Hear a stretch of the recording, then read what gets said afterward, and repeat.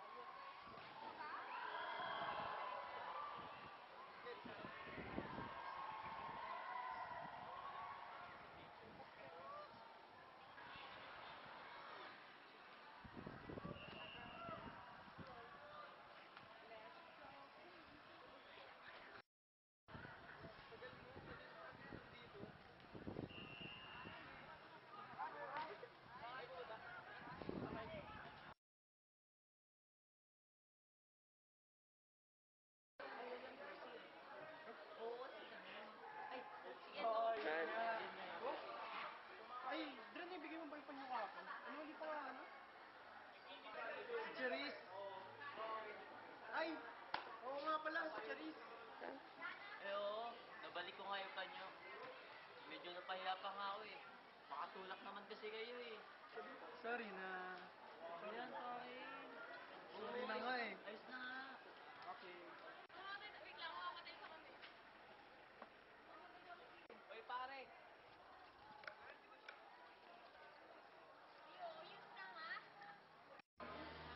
Sa iyong ngiti, ako'y nahuhumaling. At doon nagsimula ang hi-hello namin. Naging close kami. Tapos, regular na kaming nagkaka-chat sa Facebook. Minsan pa nga, kaya lang ako nag-online ay para makausap siya. Pero hindi lang kaming dalawa ang tropa din. Unti-unting lumapit, nang lumapit, hanggang sa komportable na kami sa isa't isa.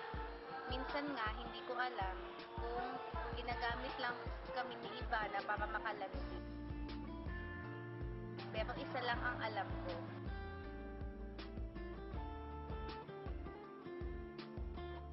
Unti-unti nang nahuhulog ang loob ko para kay Pao. Hiningi niya din ang number ko. Nagka-text kami hanggang sa nagtatawagan. Pero isang araw, nagbago siya. Bigla na lang siyang umiwas sa akin. Parang nag-rewind ang lahat. Yung tropa, unti-unting lumalayo. Nagkakawatak-watak. Hanggang sa tuluyan ng nagkahiwalay ang dati pinagsama ng tadhana. Akala ko saglit lang yun. Pero dun ako nagkamali. Hindi na siya nagte-text sa akin. Maski PM sa FB, wala. Siguro ang text na to ay hindi ko na ulit maisasend sa kanya.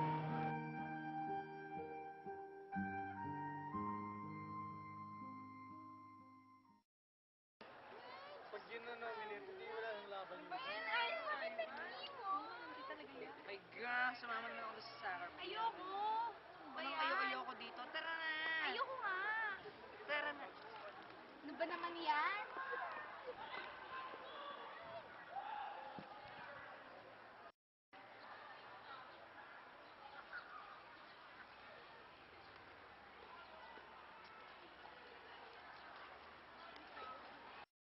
O ate, ano nangyari sa inyo ni Paolo? Ano ba meron sa amin? Wala naman ha. Ay ate, oo, bakla ako pero hindi ako tanga. Siguro nga hindi napapansin ni Jana at Paolo. Pero ako pansin na pansin ko, may gusto ko kay Paolo. Eh, siguro nga. Pero wala naman siyang gusto sa akin, kaya para saan pa? Babae ka kasi, kaya hindi ka pwede umamin. Pero huwag ka mawala ng pag-asa. Eh, anong dapat mong gawin? E di, aminin mo. Kahit babae ako, amin ako. Wala namang batas na sinabi ko, di ba? Uy, Ana, ano ba kayo? Kunin natin yung bag natin. At ano ba yung pinag-usapan niyo? Hoy, Ivana, ikaw, nagpapakalaki ka na ba trip ang Charis?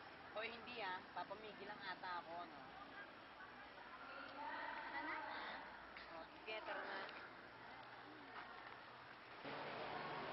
Simula nung araw na yun, nag-isip ako ng mga paraan para sabihin sa kanya ang tunay kong nararamdaman. Naisip kong isulat ito. Bala ko sanang ihulog ito sa harap niya panibuntisan lang. O di kaya iipit ito sa bag niya habang hindi siya nakatulog.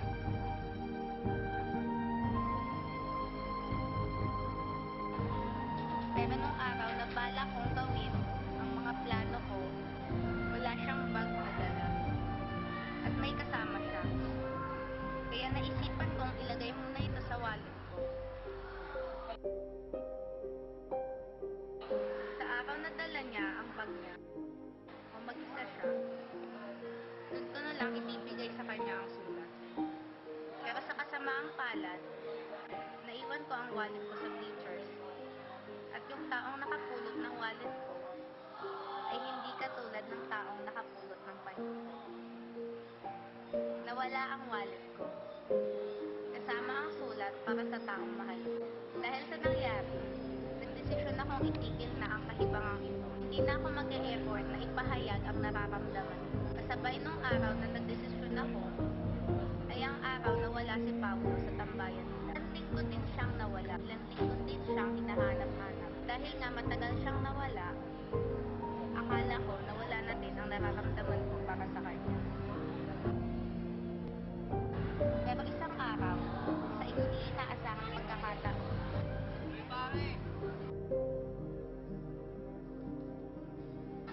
nakita ko ulit siya. Bumalik ang nararamdaman ko para sa kanya. Pero sabi nga nila, feelings that come back are feelings that never go away. Siguro nga, mahal ko pa din siya. Kahit na ilang linggo siyang nawala. Yung high niya yun, deep inside, yun ang hinahanap-hanap ng puso. Pero lingit sa kaalaman ko, yun na pala ang huling kaway niya sa akin.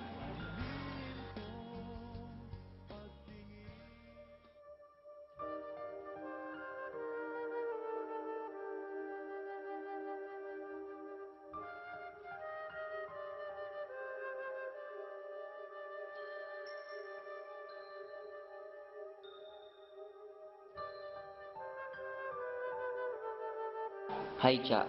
Sorry kung yan lang ang mga nasabi ko sa'yo. Hindi ko kasi alam kung paano ko sisimulan yung conversation katulad ng dati. Ito na siguro ang tanging paraan para masabi ko sa'yo to. Cha, may gusto ako sa'yo. Ilang beses kong sinubukan na sabihin sa'yo ang tunay kong nararamdaman, pero hindi ako nagtatagumpay. Minsan, kapag kumakanta kami, hiniling ko na sana marinig mo ito dahil alay ko sa iyo ito. Sorry kasi bigla kitang iniwasan. Ramdam ko na kasi mahuhulog ako sa iyo. Siguro pag iniwasan kita, mawawala yung nararamdaman ko, pero hindi pala. Lalo lang akong nahulog sa iyo. Kung nagtataka ka kung bakit bigla akong nawala ng ilang linggo, Yun ay dahil aalis na kami sa Pilipinas. Inaayos ang visa at iba pang papeles.